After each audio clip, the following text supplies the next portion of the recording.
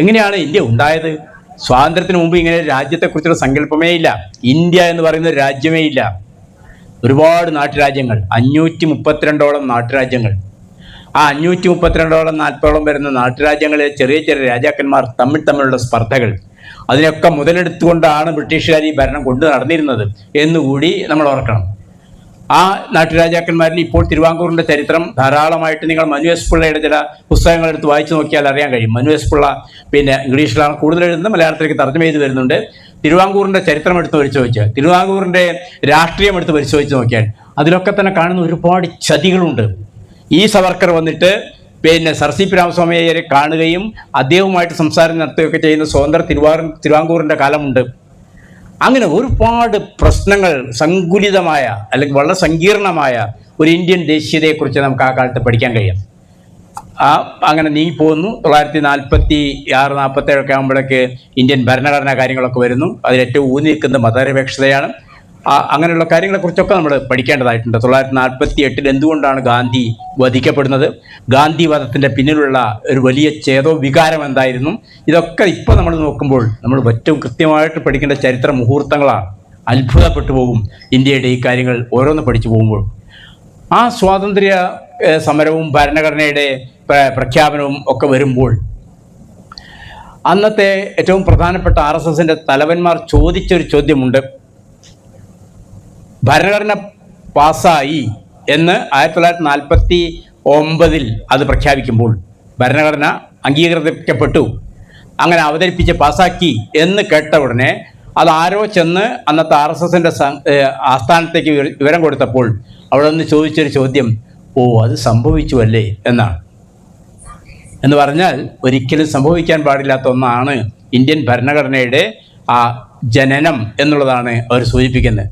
എന്നിട്ട് അദ്ദേഹം കൂട്ടിച്ചേർത്തു, മനുസ്മൃതിയുള്ളപ്പോൾ എന്തിനാണ് ഇന്ത്യക്കൊരു ഭരണഘടന എന്ന്.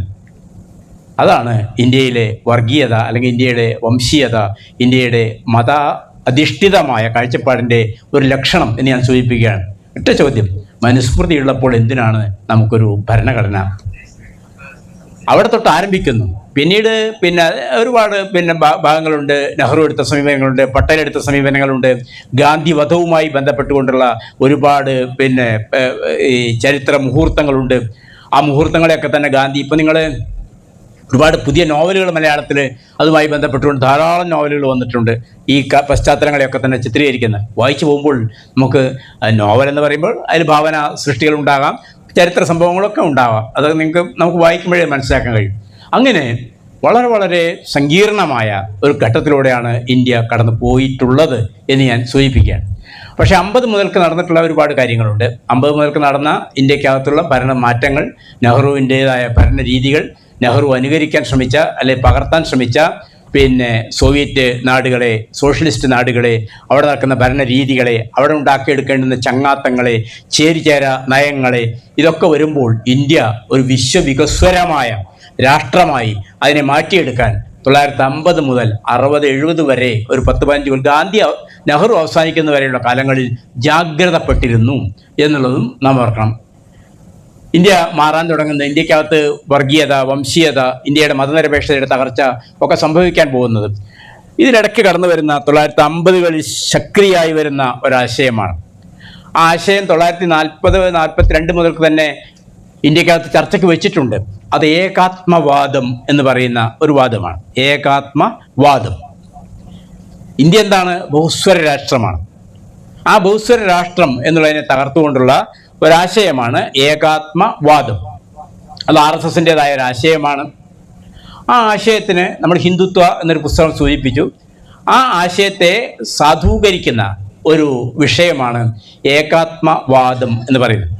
ഈ ഏകാത്മവാദത്തിൻ്റെ അവതാരകൻ, പ്രചാരകൻ, അതിൻ്റെ ഇന്ത്യക്കകത്ത് ഏറ്റവും വലിയൊരു മുഖം ആയി നിന്നിരുന്നത് ദീനദയാൽ ഉപാധ്യായ എന്ന് പറയുന്ന RSSൻ്റെ ഒരാളാണ്. ദീനദയാൽ ഉപാധ്യായ. ഈ ദീനദയാൽ ഉപാധ്യായ 1950 ഇന്ത്യൻ ഭരണഘടന നടപ്പാക്കാൻ ഉള്ള തീരുമാനങ്ങളെടുത്ത് ആ ഭരണം ആരംഭിക്കുന്ന ഘട്ടത്തിൽ അവതരിപ്പിക്കപ്പെട്ട ആശയമാണ് ഏകാത്മവാദം. ഏകാത്മവാദം ഫാസിസത്തിൻ്റെ മറ്റൊരു മുഖമാണ്. ഫാസിസം ബഹുസ്വരതയെ അംഗീകരിക്കുന്നില്ല. ഫാസിസം എപ്പോഴും രക്താഭിമാനം കൊള്ളുന്ന ഒന്നാണ്. ഹിറ്റ്ലർ ആര്യ രക്തത്തെക്കുറിച്ചാണ് പറഞ്ഞത്. അതുപോലെ തന്നെ ഈ മുസോളിനി റോയൽ ബ്ലഡിനെ കുറിച്ചാണ് പറഞ്ഞത്. അങ്ങനെ തൻ്റെ ഒരു വംശാധികാരം എന്ന് പറയുന്ന, അല്ലെങ്കിൽ തങ്ങളുടെ വംശാഭിമാനം എന്ന് പറയുന്ന അതിനെ വളർത്തിക്കൊണ്ടുവരാനുള്ള ശ്രമങ്ങളാണ് ആ കാലത്ത് കൂടുതലും നടന്നത്. പക്ഷേ മനുഷ്യനെ തോൾ കൈയിടുക എന്ന് പറയുമ്പോൾ പല മതസാരവും ഏകസാരമാം. ഞാൻ ആ ഒരു വിഷയത്തിലേക്ക് ശ്രദ്ധ കൊണ്ടുവരുന്നത് എന്താണ് നാരായണ ഗുരുവിൻ്റെ സന്യാസത്തിൻ്റെ സവിശേഷത എന്ന് ഇതുമായി നാം കൂട്ടി വായിക്കുമ്പോഴാണ് നമുക്ക് വലിയൊരു സന്ദേശം വരുന്നത് കിട്ടുക. നാരായണ ഗുരു ഇന്ന് പലതരത്തിൽ വ്യാഖ്യാനിക്കപ്പെടുന്നുണ്ടെങ്കിൽ പോലും അതിൻ്റെ പല മതസാരവും ഏകസാരമാം എന്ന് പറയുന്ന ആ ഒരാശയം അത് ഉൾക്കൊള്ളുക എന്ന് പറയുന്നത് വളരെ പ്രയാസമാണ് ഫാസിസത്തെ സംബന്ധിച്ചിടത്തോളം. അതുകൊണ്ട് ഏകാത്മവാദം ശക്തിപ്പെട്ടു. ഈ ഏകാത്മവാദത്തിനെതിരെയുള്ള പോരാട്ടങ്ങൾ നടന്നു. ഈ പോരാട്ടങ്ങൾക്ക് മുന്നിൽ മതനിരപേക്ഷമായ ഒരു ഇന്ത്യയുടെ ഐക്യം നിലനിർത്തുന്നതിൽ സുപ്രധാനമായ പങ്ക് വഹിച്ച ഒരു വിഭാഗമാണ് നമ്മുടെ ജീവനക്കാരും അതുപോലെ തന്നെ തൊഴിലാളികളും മറ്റിതര ഇടത്തരം വിഭാഗക്കാരുമായിട്ടുള്ള ആൾക്കാർ. ഒന്ന് രണ്ട് ഉദാഹരണങ്ങൾ മാത്രം. 1960 കൂടി നെഹ്റു അവസാനിക്കുന്നു. 64 അതോടുകൂടി നെഹ്റു യുഗം അവസാനിക്കുകയാണ്. അതോടുകൂടി ഇന്ദിരാഗാന്ധി അധികാരത്തിൽ വരുന്നു. ആ മുഖം രക്ഷിക്കുന്നതിന് വേണ്ടി ഒരുപാട് നടപടിക്രമങ്ങൾ ഇന്ദിരാഗാന്ധി ചെയ്യുന്നു. അതൊക്കെ അതിൻ്റെ ഭാഗമായിട്ട് വരുന്ന കാര്യങ്ങളാണ്. ഇന്ദിരാഗാന്ധി സത്യം പറഞ്ഞാൽ അപാരമായ ശേഷിയുള്ള ഭരണാധി, അതിലൊന്നും തർക്കമേ ഇല്ല. ആ മൂക്ക് ഇപ്പോൾ പലരും കിട്ടുന്നുണ്ടെന്നൊക്കെ പറഞ്ഞിട്ട് കാര്യമില്ല. ആ മൂക്കിൻ്റെ അടുത്തേക്കൊന്നും ഒരു മൂക്കും എത്തില്ല. കാരണം അത്ര വലിയ നല്ലൊരു മൂക്കായിരുന്നു അത് എന്ന കാര്യത്തിൽ തർക്കമില്ലാത്തൊരു കാര്യമാണ്. എവിടെ ചെന്നാലും അതിൻ്റെതായ ആ ഇന്ദിരാഗാന്ധി 1960-67 ആകുമ്പോഴേക്ക് ഒരു പ്രത്യേക രീതിയിലേക്ക് നീങ്ങാൻ നിർബന്ധിതയായി. ലോകത്ത് തന്നെ മാറ്റങ്ങൾ സംഭവിക്കാൻ തുടങ്ങുന്നു. സോഷ്യലിസ്റ്റ് ചേരിക്ക് പതുക്കെ ക്ഷീണം സംഭവിക്കുന്നു. ആ സോഷ്യലിസ്റ്റ് ചേരിയുടെ ക്ഷീണമെന്ന് പറയുമ്പോൾ സമരഭരിതമായ ഒരു കാലത്തിലേക്ക് നമ്മെ കൊണ്ടെത്തിക്കുന്നു. അന്നാണ് ആദ്യമായി 1965-66 കാലത്താണ് കേന്ദ്ര ജീവനക്കാരുടെ ആദ്യത്തെ സമരം നടക്കുന്നത്. സംഘടിതമായ 48 റെയിൽവേ സമരമുണ്ട്. സംഘടിതമായ സമരങ്ങൾ നടക്കുന്ന അന്നാണ് കേന്ദ്ര ജീവനക്കാരുടെ സമരം, കമ്പി തപാൽ ജീവനക്കാരുടെ സമരം, അതുപോലെ തന്നെ നമ്മുടെ നാട്ടിലുള്ള ബാങ്ക്, അതുപോലെ തന്നെ തുടങ്ങിയിട്ടുള്ള ജീവനക്കാരുടെ സമരങ്ങൾ. ഇതൊക്കെ ആരംഭിക്കുന്ന 67-68 കാലത്താണ്. എങ്ങനെയാണ് ഇതിൽ നിന്ന് രക്ഷപ്പെടുക എന്നുള്ളതിന് വേണ്ടി, തൻ്റെ മുഖം രക്ഷിക്കുന്നതിന് വേണ്ടി പ്രിവി പേഴ്സ് നടപ്പാക്കാൻ ഇന്ദിരാഗാന്ധി തീരുമാനിക്കുന്നു. ആ മലിഖാൻ നിർത്തലാക്കുന്നതോട് കൂടി തന്നെ ഒരു പുതിയ പരിവേഷം, ബാങ്കുകൾ ദേശസാൽക്കരിക്കുന്നു. എല്ലാ നാട്ടിൻപുറങ്ങളിലേക്കും ബാങ്കുകൾ എത്തുന്നു. അങ്ങനെ ഭരണത്തിൽ ചെറിയ ചെപ്പിടി വിദ്യകൾ കാണിച്ചുകൊണ്ട് ഇന്ദിരാഗാന്ധി സജീവമായി വരുന്നു. അവസരം പാത്തു നിൽക്കുന്ന 1925 പറഞ്ഞതാണ് ഞങ്ങളുടെ ഭരണം ഉണ്ടാകും എന്ന്. തക്കം പാത്തു നിൽക്കുന്ന ആ സമയത്താണ് ഇന്ദിരാഗാന്ധി അടിയന്തരാവസ്ഥ പ്രഖ്യാപിക്കുന്നതും അതിൻ്റെ പതനം സംഭവിക്കുന്നതും ഒക്കെ നമുക്കറിയാം. അടിയന്തരാവസ്ഥ ഇന്ത്യൻ രാഷ്ട്രീയത്തിൽ ഏറ്റവും പ്രധാനപ്പെട്ട ഒരു സംഭവമാണ്. ആ അടിയന്തരാവസ്ഥയ്ക്ക് ശേഷം ഇന്ത്യൻ രാഷ്ട്രീയത്തിൽ ഒരുപാട് മാറ്റങ്ങൾ സംഭവിക്കുന്നു. ഈ മാറ്റങ്ങളെ തുടർന്ന് ഏതാണ്ട് ദുർബലമായിരിക്കുന്നു ഇന്ത്യൻ നാഷണൽ കോൺഗ്രസ്. 1975-76 കൂടി ഏതാണ്ട് അതിൻ്റെ തകർച്ചയിലേക്ക് നീങ്ങിക്കൊണ്ടിരിക്കുകയാണ്. ഈ കോൺഗ്രസ് എന്നിങ്ങനെ ആവർത്തിച്ച് പറയുമ്പോൾ നമ്മൾ സങ്കടപ്പെടേണ്ടുന്ന ഒരു കാര്യം, അത് ഇല്ലാത്തൊരവസ്ഥയിലേക്ക് നമ്മൾ നാട് കഴിഞ്ഞു പോയിരിക്കുന്നു എന്നുള്ളതാണ്. ആ ഇന്ത്യൻ നാഷണൽ കോൺഗ്രസിൻ്റെ ഒരുപാട് സമ്മേളനങ്ങളുടെ ചരിത്രമുണ്ട്. ആ കാലത്തൊക്കെ തന്നെ ഇന്ദിരാഗാന്ധി അടിയന്തരാവസ്ഥ പ്രഖ്യാപിച്ചു. ഇന്ദിരാഗാന്ധി അടിയന്തരാവസ്ഥ പഠിക്കേണ്ട വിഷയമായിട്ട് നിൽക്കുന്ന ഒന്നാണ്. ആ അടിയന്തരാവസ്ഥ പ്രഖ്യാപനത്തിന് ശേഷം അന്നത്തെ ജനസംഘം എന്ന് പറയുന്ന പാർട്ടി കേന്ദ്ര ഭരണത്തിലേക്ക് പങ്കാളിയാവുന്നു. അവർ പതുക്കെ കടന്നു വരുന്നു. സന്ദർഭം കിട്ടുമ്പോൾ കടന്നു വരുന്നു. ആ കടന്നു വരുന്നതിൻ്റെ ഭാഗമായിട്ട് പുതിയ ഗവൺമെൻറ്, ജനതാ ഗവൺമെൻറ് ഉണ്ടാവുന്നു. അതിനകത്ത് അവരുടേതായ പോരാട്ടങ്ങളും പിൻവലിയലും ഒക്കെ ഉണ്ടാവുന്നു. അതൊക്കെ കഴിഞ്ഞ് 1980 ആവുമ്പോൾ ആദ്യമായി ഇന്ത്യയുടെ ദേശീയതയിലേക്ക് ഇന്ത്യൻ സന്യാസത്തിൻ്റെ ഭീകരമായ മുഖം കടന്നു വരികയാണ് ചെയ്യുന്നത്. ആ ഭീകരമുഖം, സന്യാസത്തിൻ്റെയും മതപക്ഷത്തിൻ്റെയും ഒക്കെ ഭീകരമുഖം കടന്നു വരാൻ കാരണം യഥാർത്ഥത്തിൽ കോൺഗ്രസിൻ്റെ ഭാഗത്തുനിന്ന് വന്നിട്ടുള്ള ഒരു വല്ലാത്ത നയവ്യതിയാനമാണ്. ശ്രീമതി ഇന്ദിരാഗാന്ധി എല്ലാ സന്യാസിമാരെയും സ്വീകരിക്കാൻ തീരുമാനിച്ചു. എല്ലാ മതപുരോഹിതന്മാരെയും സ്വീകരിക്കാൻ തീരുമാനിച്ചു. മതനിരപേക്ഷമായ ഒരു നാട്ടിൻ്റെ നദികളെ ദൈവതുല്യമായി കണ്ടിരുന്ന, ഒരു നാടിൻ്റെ മണ്ണിനെ ആരാധിച്ചിരുന്ന, ആ മണ്ണിൽ വിലയം പ്രാപിക്കണം എന്നാഗ്രഹിച്ചിരുന്ന, എല്ലാവരെയും തുല്യരായി കണ്ടിരുന്ന ജവഹർലാൽ നെഹ്റുവിൻ്റെ മകൾ പതുക്കെയായിട്ട് സന്യാസാശ്രമങ്ങളിലേക്ക് പോകുന്നു, ചേക്കേറുന്നു, അവരെ ബഹുമാനിക്കുന്നു, വന്ദിക്കുന്നു. അങ്ങനെ ഒരു ശീലമായിട്ടത് മാറിപ്പോകുന്നു. ഒടുക്കം നഗ്നനായ ഒരു സന്യാസി, മരക്കൊമ്പിൽ ഇരിക്കുന്ന സന്യാസിയുടെ അടുത്ത് പോയി ഇന്ദിരാഗാന്ധി സർവാഭരണ ഭൂഷിതയായി ചെന്ന് ആ കാല് തൊട്ട് വന്ദിക്കുന്ന ചിത്രം കൂടി പത്രങ്ങൾ വന്നതോടുകൂടി സന്യാസിമാർ എന്ന് പറയുന്നത് ഒരു രാഷ്ട്രീയ ആയുധമായിട്ട് മാറുകയാണ് ചെയ്യുന്നത്. സന്യാസി ആരായിരിക്കണം? സന്യാസി എന്ന് പറയുമ്പോൾ ഒന്നിനോടും താല്പര്യമില്ലാത്ത ആളായിരിക്കണം. നിരാമയനായിട്ടുള്ള ഒരാൾ, നിഷ്പക്ഷനായിട്ടുള്ള ഒരാൾ. അങ്ങനെയുള്ള സന്യാസിയെ അയാളെ പോയി സ്വീകരിക്കും. സന്യാസാശ്രമങ്ങളിലേക്ക് കയറി ഇറങ്ങും. അങ്ങനെ ഇരിക്കുമ്പോഴാണ് ഈ മുരളി മനോഹർ ജോഷിയെ പോലുള്ള ആൾക്കാർ കരുതിയത് എന്തിനാണ് നമ്മൾ ഈ സന്യാസിമാരെ രാഷ്ട്രീയത്തിൽ അങ്ങോട്ട് വിട്ടുകൊടുക്കുന്നത്? 1980 മുതൽ രഥയാത്രകൾ ആരംഭിക്കുന്നു. യഥാർത്ഥത്തിൽ നമ്മുടെ മതനിരപേക്ഷതയെ തകർക്കുന്ന, നമ്മുടെ വർഗീയതയെ ശക്തിപ്പെടുത്തുന്ന ആശയങ്ങൾക്ക് പതുക്കെ പതുക്കെയായിട്ട് ബലം കിട്ടുന്ന ഒരവസ്ഥയിലേക്ക് ഈ രഥയാത്രകൾ തുടങ്ങുന്നു. രഥയാത്രകൾ എന്ന് പറയുമ്പോൾ ഗുജറാത്തിലെ സോമനാഥ് ക്ഷേത്രം വളരെ പ്രശസ്തമായ ഒന്നാണ്, ചരിത്ര പ്രശസ്തമായ ഒന്നാണ്. ആ ഗുജറാത്തിലെ സോമനാഥ് ക്ഷേത്രത്തിൽ നിന്ന് കിണ്ടിയിൽ ചോര നിറച്ച്, ചെറിയ കിണ്ടിയിൽ ചെറുപ്പക്കാരിങ്ങനെ ചോര ഇറ്റി കൊടുത്ത ആ കിണ്ടിയിലെ ചോര കൊണ്ട് പാദാഭിഷേകം ചെയ്തിട്ടാണ് ഈ യാത്ര ആരംഭിക്കുന്നത്, രഥയാത്ര. ആ രഥയാത്രയോട് ചില സംസ്ഥാന ഗവൺമെൻറ്റുകളുടെ സമീപനങ്ങളൊന്നും ഞാനിപ്പോൾ വിശദീകരിക്കുന്നില്ല. അയോധ്യ എന്ന് പറയുന്ന ഒരു മുദ്ര ഇന്ത്യക്കകത്ത് ഉയർന്നു വരികയാണ് ചെയ്യുന്നത്. അയോധ്യയോടൊപ്പം തന്നെ ശ്രീരാമൻ എന്ന് പറയുന്ന മറ്റൊരു ഐക്കൺ കൂടി ഇന്ത്യയിലേക്ക് ഉയർന്നു വരികയാണ് ചെയ്യുന്നത്. ശ്രീരാമൻ എന്ന് പറയുന്നത്, അങ്ങനെ രാമനും ആ രാമൻ്റെ തന്നെ നിങ്ങൾ ശ്രദ്ധിച്ചാൽ അറിയാം, വില്ല് കുലച്ചു നിൽക്കുന്ന രാമനെയാണ് ആ കാലത്ത് ഇന്ത്യ മുഴുവൻ കണ്ടത്. വില്ല് കുലച്ചു നിൽക്കുന്ന രാമൻ എന്ന് പറഞ്ഞാൽ എതിരാളിയുണ്ട്, ശത്രുവുണ്ട്. ആ ശത്രുവിനെ ലക്ഷ്യവേദിയാക്കി എടുത്തുകൊണ്ടുള്ള ശ്രീരാമൻ പ്രത്യക്ഷപ്പെടാൻ തുടങ്ങി, രാജ്യത്തുടനീളം പ്രത്യക്ഷപ്പെടാൻ തുടങ്ങി. ആ ശ്രീരാമൻ വന്നതോട് കൂടി തന്നെ നമ്മുടെ 90-കൾക്ക് ശേഷം വരുന്ന TV സീരിയലുകൾ നിങ്ങൾ ശ്രദ്ധിച്ചു. ആദ്യമായിട്ട് TV വരുന്നു. ആ TV-യിലൂടെ രാമകഥയും അതുപോലെ തന്നെ ഭാരതകഥയും ഒക്കെ തന്നെ സംപ്രേഷണം ചെയ്യപ്പെടുന്നു. ആ രാമകഥയും ഭാരതകഥയും ഒക്കെ സംപ്രേഷണം ചെയ്യുന്ന ഒരു കോൺഗ്രസ് ഗവൺമെൻറ്റിൻ്റെ നേതൃത്വത്തിൽ കൂടി ആയതിൻ്റെ ഭാഗമായി ഒരു പ്രത്യേകമായ സംസ്കാരത്തിലേക്ക് ഇന്ത്യ വളരെ വിശാലമായൊരു വിഷയമാണ് അത്. ആ സന്യാസം എന്ന് പറയുന്നത് സ്വീകരിക്കാം എന്ന് കണ്ടപ്പോൾ ഈ സന്യാസാശ്രമങ്ങളിലേക്കുള്ള രഥയാത്രകൾ ആരംഭിച്ചു. ആ രഥയാത്രകളൊക്കെ തന്നെ വർഗീയമായ ചേരിതിരിവുകളിലേക്ക് ഉണ്ടാക്കി. പലയിടങ്ങളിലും നഷ്ടപ്പെട്ടു പോയത് ആരാണ്? ന്യൂനപക്ഷ സമൂഹങ്ങളാണ്. ഫാസിസത്തിൻ്റെ ലക്ഷ്യം എന്ന് പറയുന്നത് ഏറ്റവും പ്രധാനം ഏകരാഷ്ട്ര മുദ്രാവാക്യമാണ്. രണ്ടാമത്തെ മുദ്രാവാക്യം അത് ന്യൂനപക്ഷ ധ്വംസനമാണ്. ഇന്ത്യയെ സംബന്ധിച്ചിടത്തോളം ആ ന്യൂനപക്ഷം എന്ന് പറയുന്നതിൽ അവർ ഉൾപ്പെടുത്തിയിട്ടുള്ളത് മുസ്ലിങ്ങളെയാണ്. 3 ശത്രുക്കളെക്കുറിച്ച് അവർ മുന്നേ പ്രഖ്യാപിച്ചിട്ടുണ്ട്. അതൊന്ന് ഈ മുസ്ലിങ്ങളാണ്, മറ്റൊന്ന് ക്രിസ്ത്യാനികളാണ്, മൂന്നാമത്തെ ഒന്ന് കടന്നു വന്നിട്ടുള്ള മാർസിസം എന്ന് പറയുന്ന പ്രത്യയശാസ്ത്രമാണ്. ഇത് 1924-25 പ്രഖ്യാപിക്കപ്പെട്ട ശത്രുക്കളാണ്. അത് വിഷയം വരും. അങ്ങനെ വരുമ്പോൾ ഈ സന്യാസിമാർക്ക് വളരെ സ്വീകാര്യത വരുന്നു, ആശ്രമങ്ങൾക്ക് സ്വീകാര്യം വരുന്നു. എല്ലാ ശങ്കരാചാര്യന്മാരും രാഷ്ട്രീയത്തിലേക്ക് ഇറങ്ങാൻ തീരുമാനിക്കുന്നു. എങ്ങനെയാണ് സന്യാസി എന്ന് പറഞ്ഞാൽ പിന്നെ ഒഴിഞ്ഞിരിക്കേണ്ടുന്ന ഒരാളാണ്, രണ്ടും കഴിയുന്ന ഒരാളാണ്. ഉള്ള വാരിധികളെയൊക്കെ ഒന്നായെടുത്ത് ഉള്ളം കൈക്കുഴിയിൽ ചേർത്ത് ആചമിക്കാൻ കഴിയുന്നവരാണ് സന്യാസിമാർ. സമുദ്രം മുഴുവൻ ഇങ്ങോട്ട് വരാൻ പറഞ്ഞാൽ സമുദ്രം മുഴുവൻ ഇങ്ങോട്ട് വരും. ഒരു തുള്ളി വെള്ളമായിട്ട് അതിനെ കഴിക്കാൻ സന്യാസിക്ക് കഴിയും. അതുപോലെ തന്നെ ഉള്ളം കൈ കുഴിയിങ്കലൊതുങ്ങും വെറും പച്ചവെള്ളത്താൽ ദിനവൃത്തി സുഖമായി കഴിപ്പാനും കഴിയുന്നവനാണ്. ഏകാശിയും പാരണയൊക്കെ നടത്തിയ ആൾക്കാർക്ക് അറിയാം, ഒരു തുള്ളി വെള്ളം വേണ്ടു. അത് നോമ്പറക്കണവർക്ക് അറിയാം, ആ തുള്ളി വെള്ളം ചുണ്ടു നനച്ചാൽ സംഗതി കഴിഞ്ഞു. ഇത് രണ്ടും അറിയാവുന്നവരാണ് സന്യാസി. ആ സന്യാസിമാരെ രാഷ്ട്രീയത്തിൽ കൊണ്ടുവന്നു. അത് ചെന്ന് അവസാനിക്കുന്നത് 1996 ഡിസംബർ മാസം 6-ാം തീയതി ബാബറി മസ്ജിദിൻ്റെ തകർച്ചയിലാണ്. 2 ഡേറ്റുകൾ ഇവിടെ ഞാൻ ഓർമ്മിപ്പിക്കാൻ ആഗ്രഹിക്കുകയാണ്. ഒന്ന്, 1996 നവംബർ മാസം 25-ാം തീയതി, 96 നവംബർ മാസം 25-ാം തീയതി ഡൽഹിയിലെ താർക്കത്തോറ സ്റ്റേഡിയത്തിൽ പുതുതായി കൊണ്ടുവന്ന നിയോ ലിബറൽ പോളിസി, ഫാസിസത്തിൻ്റെ ഏറ്റവും വലിയ ഭരണ കൂട്ടാളിയാണ് നിയോ ലിബറലിസം എന്ന് പറയുന്നത്. അതുപോലെ തന്നെ ലോകത്തെമ്പാടുമുള്ള പുതിയ വ്യാവസായിക പ്രമുഖന്മാരും ലോക ക്യാപിറ്റലിസം എന്ന് പറയും, ലോക മുതലാളിത്തം എന്ന് പറയുന്നത്, ആ മുതലാളിത്തത്തിൻ്റെ ബഹുരാഷ്ട്ര കുത്തകകൾ അവരാണ് ഫാസിസത്തെ നിയന്ത്രിക്കുക. അവർക്ക് നിയമങ്ങൾ ബാധകമല്ല. നോക്കൂ, ഇന്ത്യയിൽ അതൊക്കെ തന്നെയല്ലേ നടക്കുന്നത്, നിയമങ്ങൾ ബാധകമല്ല.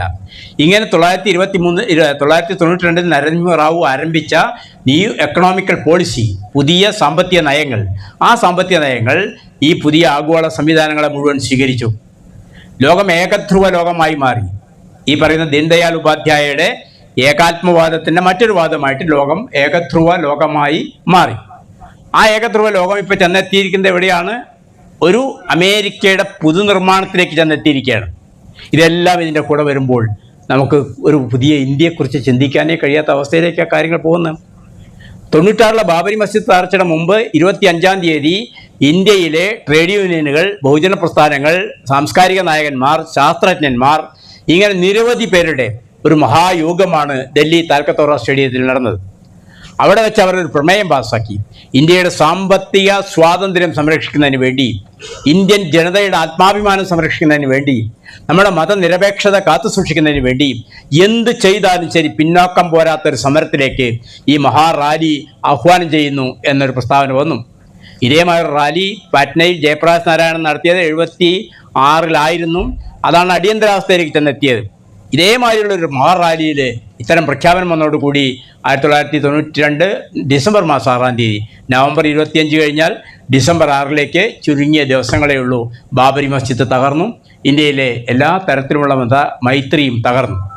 അതാണ് യഥാർത്ഥത്തിൽ ഇന്ത്യ അനുഭവിക്കുന്നത്.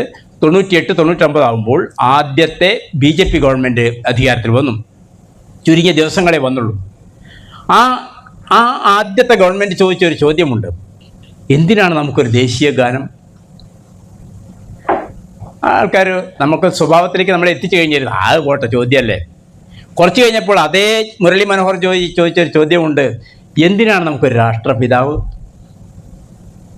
ഈ രണ്ട് ചോദ്യം വരുമ്പോൾ ഒരു രാഷ്ട്രം എന്ന് പറയുന്ന സങ്കല്പം സ്റ്റേജിൻ്റെ പിന്നിൽ നമ്മൾ കാണണം. ഇന്ന് നാം കാണുന്ന ഏറ്റവും പ്രധാനപ്പെട്ട അർലേക്കറിനോട് ആദ്യത്തെ മറ്റൊരു പ്രതിഷേധം ഉണ്ടായപ്പോഴാണ് ഒരു പ്രത്യേക പടം അവതരിപ്പിക്കപ്പെട്ടു. ജിയോഗ്രഫി എന്ന് പറയുന്നതിന് വളരെ പ്രാധാന്യമുണ്ട് നമ്മുടെ ജീവിതത്തിൽ. ജിയോഗ്രഫി എന്ന് പറയുന്നത്, ഭൂമിശാസ്ത്രം എന്ന് പറയുന്നത്. ആ ജിയോഗ്രഫിയിൽ ഏതാണ് നമ്മുടെ ഭാരതം? അഖണ്ഡ ഭാരതം. അഖണ്ഡ ഭാരതം എന്ന് പറയുമ്പോൾ അതിൽ പെടാത്ത രാജ്യങ്ങളൊന്നും ഇല്ല, ഒക്കെ അവിടെ കിടക്കുകയാണ്.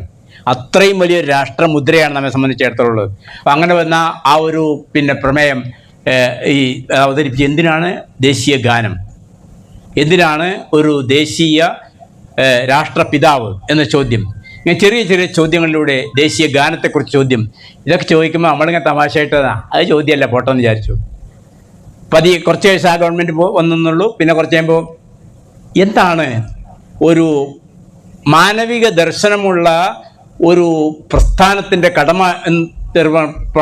തീരുമാനിക്കുന്നതിൻ്റെ ഭാഗമായിട്ട് അന്നൊരു പുതിയ ഗവൺമെൻറ് ഇന്ത്യ രാജ്യത്ത് വന്നു. അതിന് 1ാം UPA ഗവൺമെൻറ് എന്നാണ് പറയുക.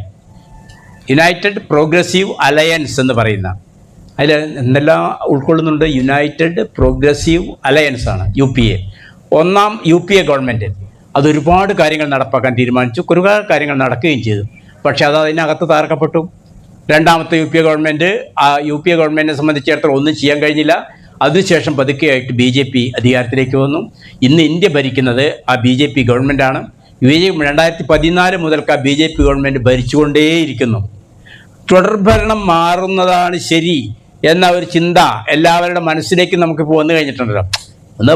ഓനൊന്നും ഭരിക്കട്ടെ, അറിയില്ലേ, ഇത്ര കൂളായിട്ടാണ് നമ്മൾ കാര്യങ്ങളെ കാണുന്നത്. ഒന്ന് ഭരിക്കട്ടെ, ഇത്രയും കാലം ഇയാൾ ഭരിച്ചില്ലെങ്കിൽ കുറച്ച് സൈഡ് ഭരിക്കട്ടെ. അങ്ങനെ വരുമ്പോൾ നമ്മൾ കുടുംബത്തിൽ അച്ഛൻ്റെ കാര്യമുണ്ട്, അമ്മയുടെ കാര്യമുണ്ട്. ഇത്രയും കാലം ഇയാളല്ലായിരുന്നു അമ്മങ്ങി, വേറൊരു അമ്മയെ അങ്ങനെ കുഴപ്പം, ഇയാളല്ലായിരുന്നു അച്ഛങ്ങി, അച്ഛനൊന്ന് മാറ്റി വയ്ക്കാലോ. എത്ര ബാലിശ്യമായിട്ടാണ് കാര്യങ്ങൾ. എന്തുകൊണ്ടാണ് ഇന്ത്യയിൽ ഇതുമാതിരിയുള്ള പ്രദേശങ്ങളിലൊക്കെ തന്നെ ഒരു പ്രത്യേകമായ ഇടത്തര സംസ്കാരം വളർത്തിക്കൊണ്ടുവന്നു. ഇടത്തരക്കാരെന്ന് പറഞ്ഞാൽ, നമ്മൾ തമ്മിൽ പറഞ്ഞാൽ ഒരിക്കലും വിശ്വസിക്കാൻ പറ്റാത്ത വർഗ്ഗമാണ് അത്. നമ്മൾ ഈ കാര്യങ്ങൾ ക്ലാസ് അനലൈസേഷൻ നടത്തിയിട്ടുള്ള, വർഗ്ഗവിശകലനം നടത്തിയിട്ടുള്ള, വർഗ്ഗവിശകലനം തൊഴിലിൻ്റെയൊക്കെ അടിസ്ഥാനത്തിൽ വർഗ്ഗവിശകലനം നടത്തിയിട്ടുള്ള വലിയ അപകടം പിടിച്ച താടിക്കാർ നമ്മുടെ ലോകത്തുണ്ടായിരുന്നുള്ളതാണ്. തരത്തോട് താടിക്കാരൻ പറഞ്ഞു വെച്ച കാര്യമാണ്. ഇപ്പോൾ നിങ്ങൾ ഈ കഴിഞ്ഞ ദേശാമാനി വാരികയിലെ ഒരു മണിപ്പൂർ കവിയുമായിട്ടൊരു ഇൻ്റർവ്യൂ ഉണ്ട്. പട്ടാമ്പി സംസ് കോളേജിൽ ഒരു കാർണിവലിന് വന്നപ്പോൾ അവിടെ നമ്മുടെ നല്ലൊരു പെൺകുട്ടി നടത്തിയിട്ടുള്ള ഇൻ്റർവ്യൂ ഉണ്ട്. മണിപ്പൂരി കവിയുമായിട്ട്, ഞാൻ പേര് മറന്നുപോയി. അദ്ദേഹം പറയുന്നൊരു കാര്യമുണ്ട്, നമ്മളെ എല്ലാ തരത്തിലുള്ളതൊക്കെ നഷ്ടപ്പെട്ടുകൊണ്ടേയിരിക്കുകയാണ്. ഇടത്തരക്കാരൻ കൂടുതൽ അതിലേക്ക് സംഭാവനകൾ ചെയ്തുകൊണ്ടിരിക്കുകയാണ്. ആ ഇടത്തരക്കാരൻ എന്ന് പറഞ്ഞാൽ ആ വർഗം വിശ്വസിക്കാൻ കൊള്ളാത്ത വർഗമാണ്, നമുക്ക് വിശ്വസിക്കാൻ പറ്റാത്തൊരു വർഗമാണ്.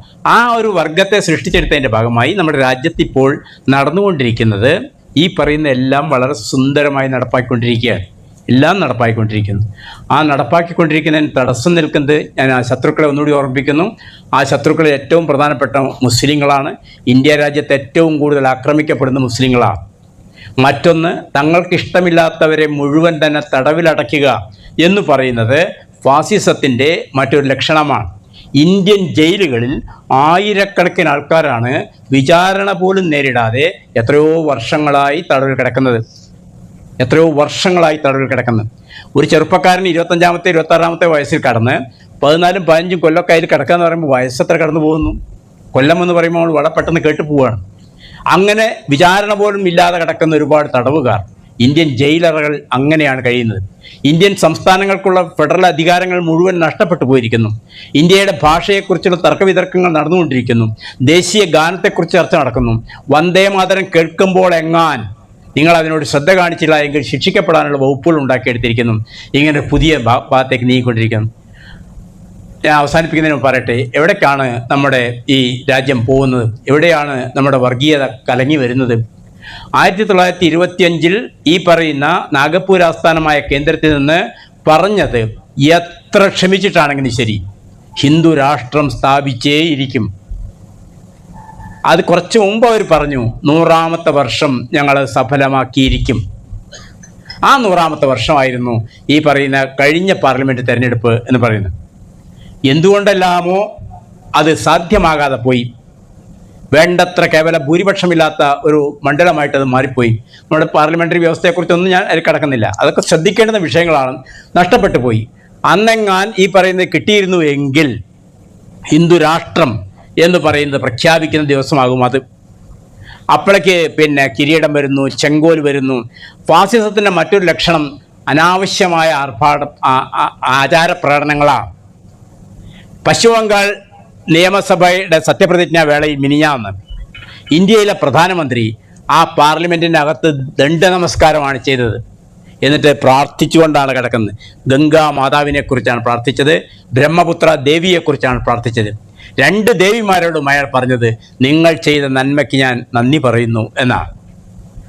ആ നന്ദി പറയുന്നതിൻ്റെ തൊട്ട് തലേന്നാണ് അഖിലേന്ത്യാ റേഡിയോയിലൂടെ അമേരിക്കൻ പ്രസിഡന്റ് പശ്ചിമ ബംഗാളിൽ ജയിച്ചതിൻ്റെ പേരിൽ ഇന്ത്യൻ പ്രധാനമന്ത്രിയെ പ്രത്യേകമായി അഭിനന്ദിച്ചത്. വേറെ എവിടേക്കോ ഇലക്ഷൻ നടന്നിട്ടുണ്ട്. ഈ പശ്ചിമ ബംഗാളിലാണ് സിംഗൂർ ഉണ്ടായത്. ഈ പശ്ചിമ ബംഗാളിലാണ് 1970 ആദ്യത്തെ അർദ്ധ ഫാസിസ്റ്റ് ഭരണം അരങ്ങേറിയത്. ഏറ്റവും പ്രധാനപ്പെട്ട അന്നത്തെ മുഖ്യമന്ത്രി ജ്യോതി ബാസു 86,000 വോട്ടിന് തോറ്റത് ആ തെരഞ്ഞെടുപ്പ്, അസംബ്ലി തെരഞ്ഞെടുപ്പിലായിരുന്നു. എങ്ങനെയാണ് ആൾക്കാർ തോറ്റെന്നൊക്കെ അന്തം വിട്ടു പോയില്ല എന്ന്. അപ്പോൾ എല്ലാം നടക്കും. ആ നടന്ന് കൊണ്ടെത്തിക്കാവുന്ന രൂപത്തിലേക്ക് ഇന്ത്യ എത്തിപ്പെട്ടിരിക്കുന്നു. അതുകൊണ്ട് തന്നെ ജാഗ്രതപ്പെടേണ്ടുന്ന ഒരു മനസ്സാണ്. സഹജാതർ തൻ മൊഴി സംഗീതമായി തോന്നും നാൾ വരണം എന്ന് നമ്മൾ ആഗ്രഹിക്കുക തന്നെ ചെയ്യുക. ഇവനെൻ്റെ ശത്രുവാണ്, ഇവനെ കശക്കി ഞാൻ കൊല്ലും എന്ന് എന്തിനാണ് നമ്മൾ ആഗ്രഹിക്കുന്നത്? ഈ 2-3 സംസ്ഥാനത്തെ തെരഞ്ഞെടുപ്പോട് കൂടി രാജ്യസഭയിൽ പൂർണ്ണമായ മേധാവിത്വം BJPക്ക് കിട്ടിയിരിക്കുന്നു, RSSന് കിട്ടിയിരിക്കുന്നു, സംഘപരിവാർ വിഷങ്ങൾക്ക് കിട്ടിയിരിക്കുന്നു. ഏത് നിയമവും ഇഷ്ടം പോലെ പാസ്സാക്കാം. ഇനി പാർലമെൻറ്റ് തന്നെ കൂടിയില്ലെങ്കിലും വിഷമമില്ല. എല്ലാം പതുക്കെയായി ഒരു ഹിന്ദുത്വ അജണ്ടയിലേക്ക് നീങ്ങിക്കൊണ്ടിരിക്കുന്ന ഈ ഘട്ടത്തിൽ വളരെ ജാഗ്രതപ്പെടേണ്ടുന്ന ഒരു തുരുത്തായി കേരളം അവശേഷിക്കുന്നു. നമുക്ക് അധ്യാപകർക്ക് ഒരുപാട് കാര്യങ്ങൾ ചെയ്യാനുണ്ട്. ദയവ് ചെയ്ത് ഞാൻ വീണ്ടും പറയുകയാണ്, നിങ്ങൾ ഈ സമൂഹത്തിനെ കണ്ണു തുറന്ന് കാണുക. ഒരു ചെറിയ ഇൻക്രിമെൻറ്റിൻ്റെ പേരിൽ, ഒരു ചെറിയ ശമ്പള പരിഷ്കരണത്തിലെ ചെറിയ അങ്ങോട്ടും ഇങ്ങോട്ടുള്ള സ്കെയിലുകളുടെ താരതമ്യത്തിൻ്റെ പേരിൽ, നമ്മുടെ ജീവിതത്തിന് സംഭവിക്കുന്ന ചെറിയ ചില നഷ്ടങ്ങളുടെ പേരിൽ നമ്മൾ ഒന്നിനെ ആകെ ആക്ഷേപിക്കുന്നതിന് പകരം ഈ രാജ്യമാകെ തന്നെ അന്ധകാരത്തിലേക്ക് ഇരുട്ടിലേക്ക് നീങ്ങിക്കൊണ്ടിരിക്കുന്ന ഒരു ഘട്ടത്തിൽ ആ ഇരുട്ടിലൊരു ചെറിയ തീപ്പെട്ടിക്കൊള്ളുകൾ ആയി കത്താൻ കഴിഞ്ഞാൽ എത്ര മഹാഭാഗ്യമായിരിക്കും അത്. അതുപോലെ തന്നെ ഒഴുക്കിന് അനുകൂലമായി നീന്തുകയായിരുന്നു 10 കൊല്ലമായി നമ്മൾ. വളരെ സുഖമാണ്, ഒരു ശല്യവുമില്ല. ഒഴുക്കിന് അനുകൂലമായി നീന്തുക എന്ന് പറയുന്നത് എത്ര സുഖമാണെന്ന് നിങ്ങൾ ഓർത്ത് നോക്കൂ. നാളെ മുതൽ ഒഴുക്കിനെതിരെ നീന്തുന്ന ഒരു സമൂഹത്തിൻ്റെ കൂടി പ്രതിനിധികളായി നിങ്ങൾ മാറും. ജാഗ്രതപ്പെടുക, തുഴയാൻ ശീലിക്കുക, പിടിച്ചു നിൽക്കാൻ ശീലിക്കുക.